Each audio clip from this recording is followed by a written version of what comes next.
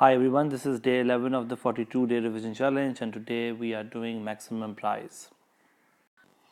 So what is a maximum price? Well, we say maximum price is a form of a price control, and we put a maximum price, or government puts a maximum price when they believe that the price of the good is too high. A good example of this could be the housing market in a city.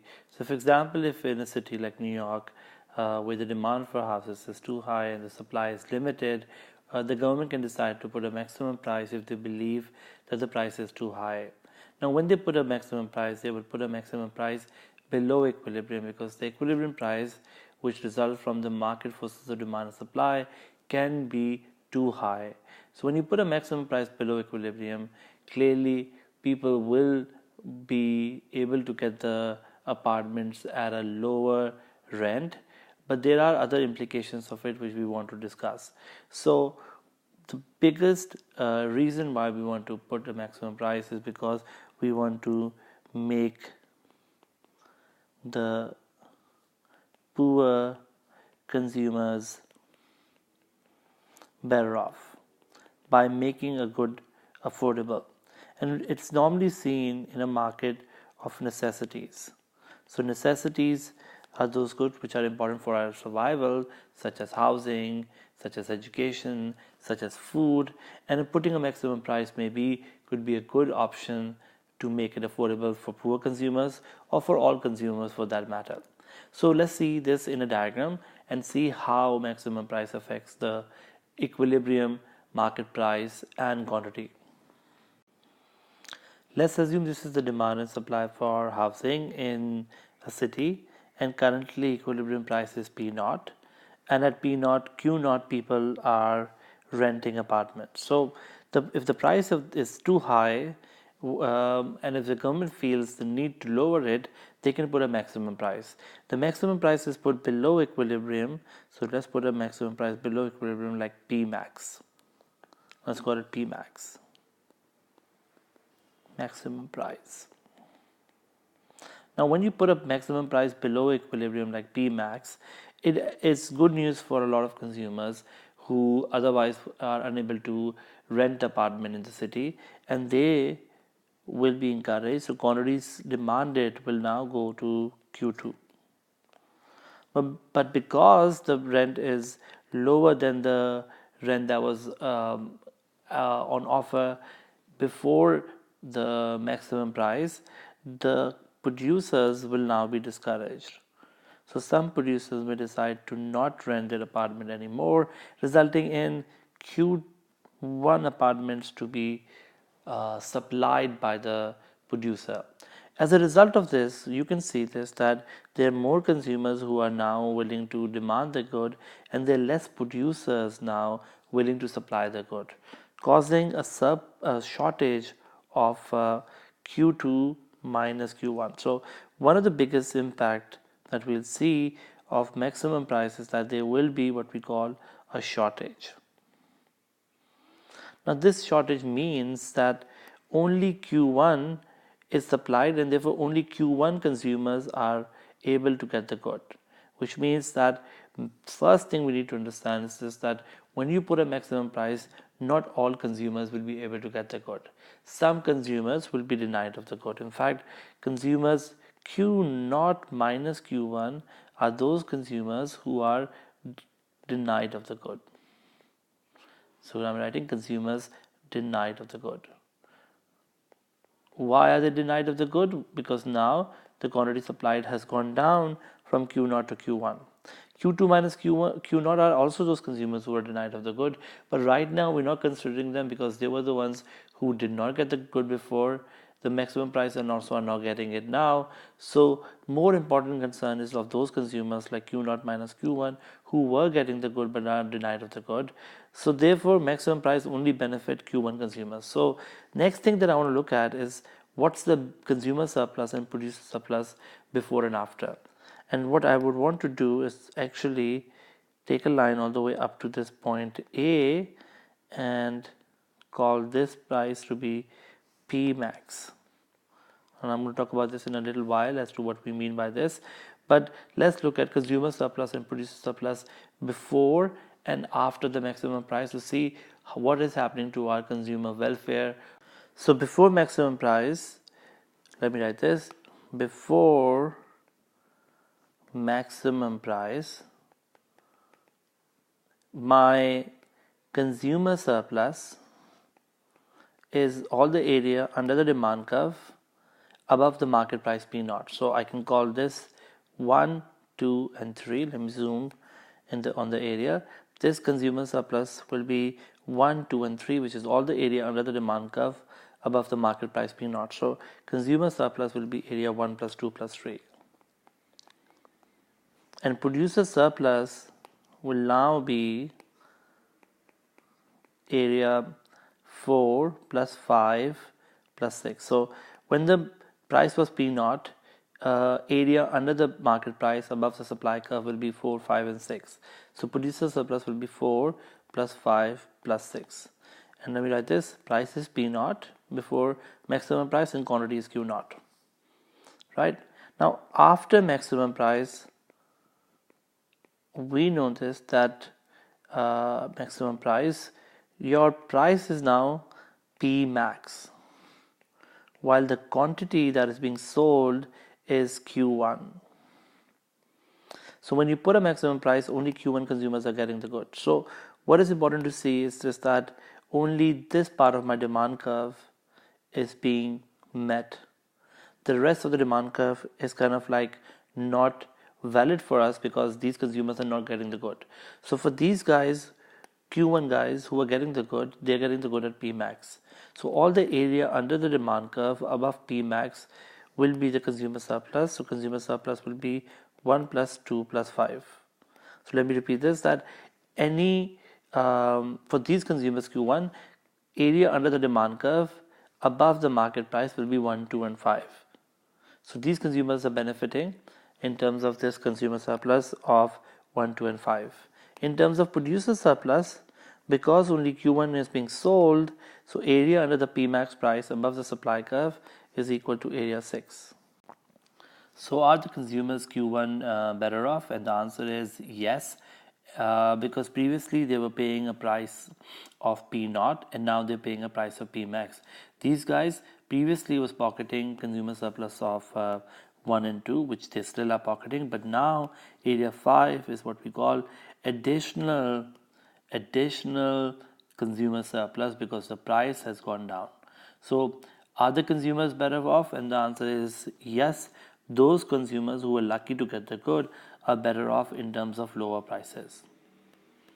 So lower prices is leading to higher consumer surplus for some, in our case, Q1 consumers. But are all consumers better off? And the answer is no. Some consumers like Q0 minus Q1 consumers are denied of the good, and therefore for consumer surplus for Q0 minus Q1 consumer is 0.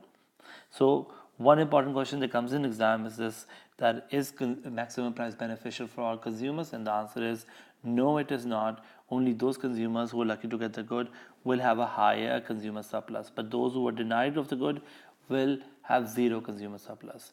Is it beneficial for producers? And the answer is no, not at all, because producer surplus is definitely going down from 4 plus 5 plus 6 to only area 6, as some producers are not producing or not renting out the apartment anymore. The next discussion we want to have in terms of maximum price is this, that what are the ways to eliminate our shortages when there are maximum prices. We know there's a shortage of Q2 minus Q1. If there's some way we could sort of eliminate the shortage, we are able to sort of minimize the problem of the maximum price. I mean, the idea behind the maximum price is good. We want to make the good affordable. So is there some way that we could sort of eliminate the shortage that can make the maximum price a successful policy? So what are the ways that we can go about it? Well, one way is to look at is this, that when we have only Q1 consumers to give the good, who are those Q1 consumers? And the answer is we can actually, first of all, ration the good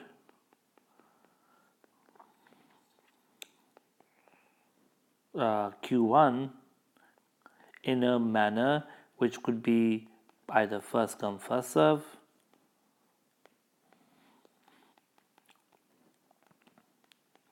or we could give it in terms of um, to the most needy. Like if you have a big family, you can give the apartments to those big family first, or we could basically give it in a manner where we could sort of have a quota of sorts, where we could say that like those families which are probably with kids will get an apartment. For example, in London, if you are somebody with family, you are more likely to get the apartment from the government than if you are, for example, single, or for example, without a family, or without kids for that matter. So let's look at two ways the government tackles the problem of the shortage. One is they do that by increasing supply, and B, they do that by decreasing demand. Increasing supply would mean something like this to happen. Like if this is your supply curve S, if I make my supply curve to be like here,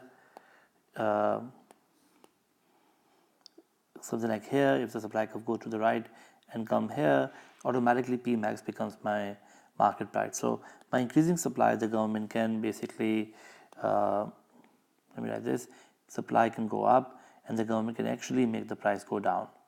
How can we increase supply? Well, we could increase supply by many methods. Number one, the government could, for example, undertake provision themselves. Start producing the good themselves, like in terms of apartment, have government housing schemes. Number two, they could give subsidies. By giving subsidies, cost of production goes down, and that can result in the supply to go up. And they could also sometimes reduce taxes on producers, or they could have a stock of apartments available, and they could just give them out from their own stock. So draw on stock. In terms of decreasing demand, that's also one option. When the government decides to decrease demand, the demand curve may shift to the left, something like this. The demand curve may shift to the left, and by lowering this demand to D dash, what the government can do is basically make the equilibrium price to become P max.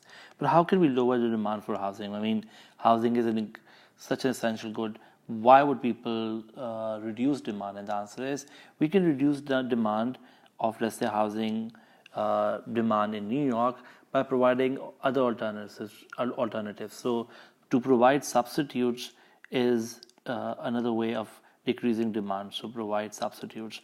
What do we mean by substitutes? For example, what New York did was that they started providing housing options in Brooklyn and in New Jersey and in other places by improving their transport structure, so people could live in other parts of the cities, or other cities for that matter, and they could travel to New York during day because of better transport. So providing substitute is a way to reduce demand. That's one way to go about it.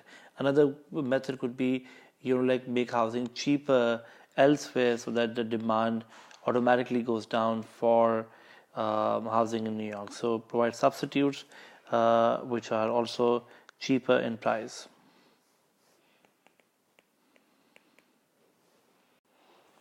If the government is unable to solve the shortage that results from maximum price, then one problem that may arise is that of black market.